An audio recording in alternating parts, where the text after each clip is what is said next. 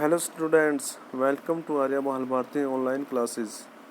मैं आज हम पढ़ेंगे क्लास 10th का चैप्टर 4 एग्रीकल्चर फ्रॉम ज्योग्राफी, यानी कि ज्योग्राफी की बुक से हम चैप्टर 4 पढ़ेंगे एग्रीकल्चर यानी कि कृषि, जो कि one of the most important chapter हैं according to board. India is agricultural important. Agriculture यानी कि भारत एक क्या है, एग्रीकल्चरली इम्पोर्टेंट कंट्री, यानी कि भारत में कृषि बहुत ही महत्वपूर्ण है।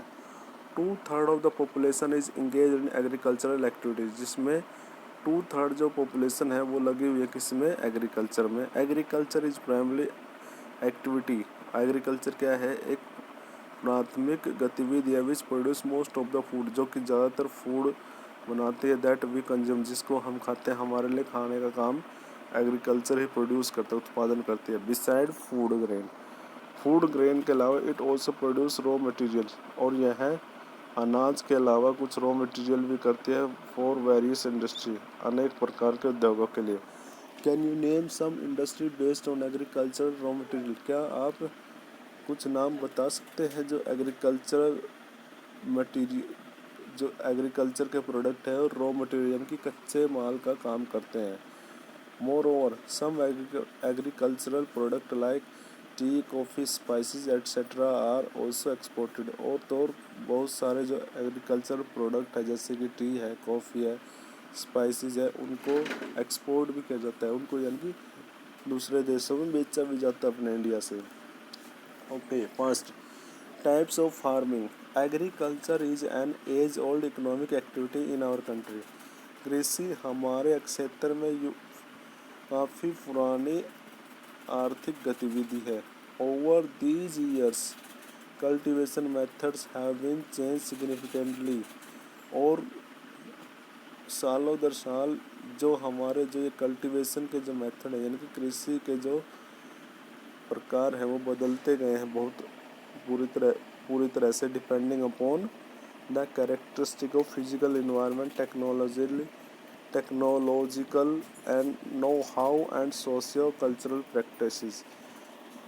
जिनके जो कैरेक्टरिस्टिक हुए हैं, फिजिकल इन्वायरमेंट वहाँ का भौतिक वातावरण, technologically know how and socio cultural practice, और वहाँ की जो सोशियो यानी कि सामाजिक और धार्मिक जो प्रैक्टिसेस है उसके अकॉर्डिंग वहाँ पे डिफरेंट क्या है, तरीके हैं कृषि के, यानी कि जो बदलते आए हैं। Farming varies from subsistence to commercial type, और जो कृषि है वो निर्वाह कृषि से वाणिज्यिक कृषि के प्रकार में बदली है। At present in different parts of India following farming system are practices, और आज के टाइम में भारत के विभिन्न क्षेत्रों में विभिन्न प्रकार की जो कृषि है वो की जाती है। फर्स्ट है प्रिमिटिव सब्सिस्टेंस फार्मिंग। पहला क्या है, प्राचीन जीवन निर्वाह खेती। This type of farming is still practice in few pockets of India.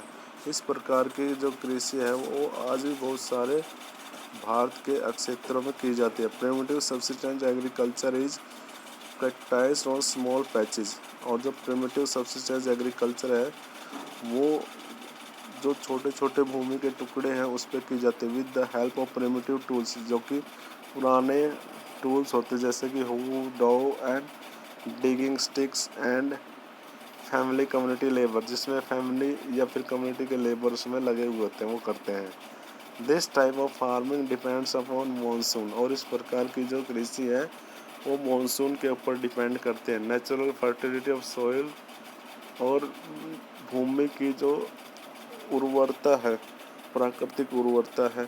Suitability of other environmental condition to the crops grown, और अन्य प्रकार की जो इन्वायरमेंटल कंडीशन यानी कि वातावरणीय जो शर्तें हैं उसके आधार पर ही यह कृषि होती है। यानी कहने का मतलब है कि ये कृषि पूरी तरह से प्रकृति के ऊपर निर्भर है।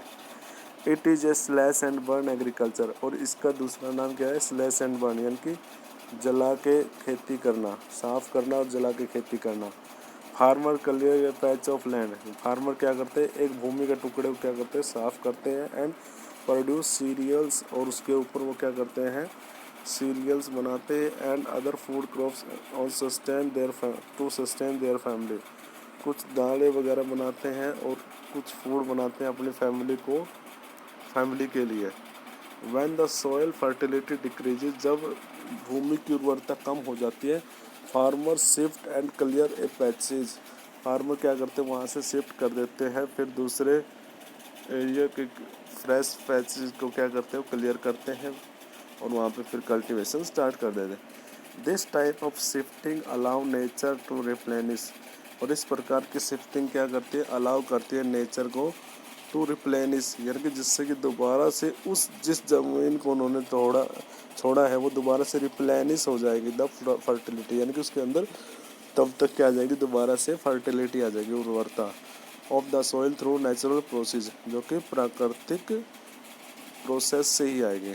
Land productivity in this type of agriculture is low as farmer does not use fertilizer, और यहाँ की जो लैंड प्रोडक्टिविटी है वो काफ़ी कम होते हैं, क्योंकि यहाँ पे फार्मर फर्टिलाइज़र और अदर मॉडर्न इनपुट्स यूज नहीं करता, न तो फर्टिलाइज़र यूज करता है, न ही कोई आधुनिक इनपुट्स को यूज करता है।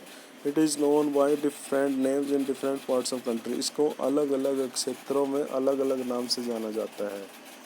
Can you name some such type of farming, तो इस प्रकार की फार्मिंग के आप नाम बता सकते हैं, जैसे यह है, it is jhuming in northern eastern state like Assam, Meghalaya, Mizoram, Nagaland, Pamlou in Manipur, Dipa in, देखो इसको जूम की खेती के नाम से जाना जाता है, कहाँ पे, असम, हिमालय, मेघालय, मिजोरम में और नागालैंड में।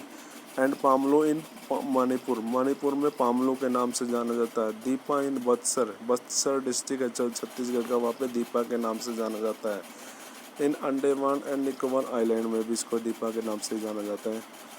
Zooming the slash and burn agriculture is known as milpa, slash and burn को खेती को जाना जाता है मिल्फा के नाम से इन मैक्सिको एंड सेंट्रल अमेरिका में।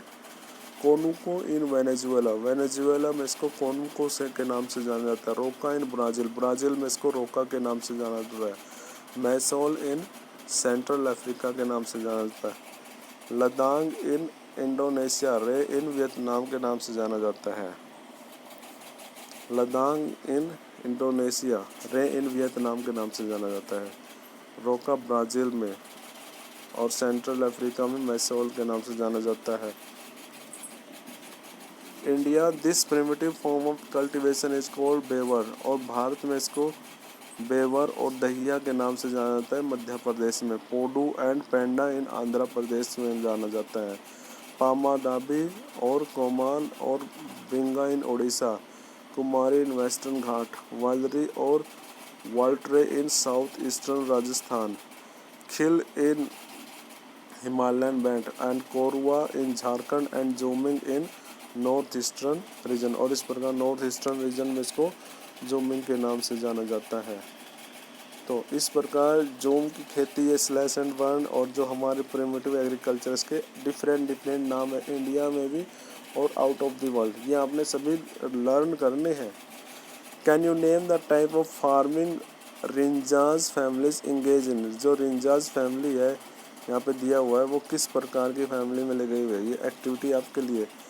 Can you list some crop which are grown in such farming, क्या आप कुछ इसी प्रकार की फार्मिंग क्रॉप्स या फसलों के बारे में बता सकते हैं जिसमें कि इस प्रकार की फार्मिंग को यूज किया जाता है।